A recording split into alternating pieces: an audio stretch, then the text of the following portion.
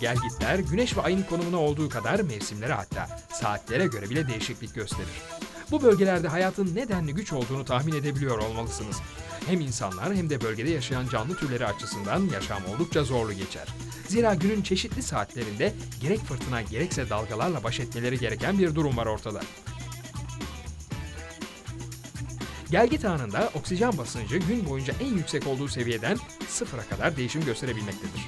Bu ortamlarda yaşayan canlı türlerinin kendi iç dengelerini korumaları ve sürekli değişen şartlara uyum sağlayabilmeleri gerekmektedir. Değişik şartlardan şunu kastediyoruz: Isı, asit derecesi, toprağın koyuluk derecesi, besin ve bunlar gibi daha birçok durum.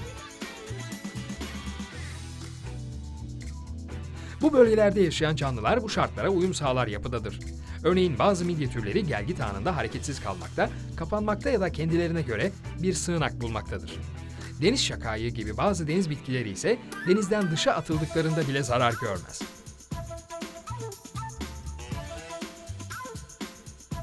Balıklarda ise bu durum oldukça farklıdır.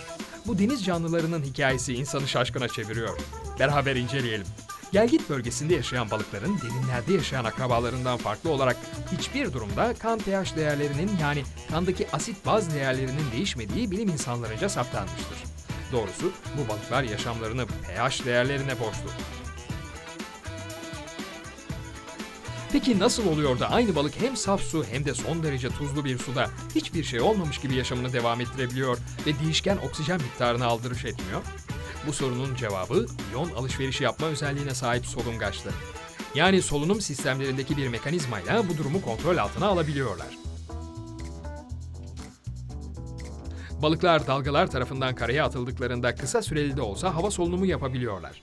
Solungaçları sudan çıktıkları takdirde çalışmıyor fakat ağızlarının kenarında artan kan damarları sayesinde karada da solunum yapıp oksijen ihtiyaçlarını giderebiliyorlar.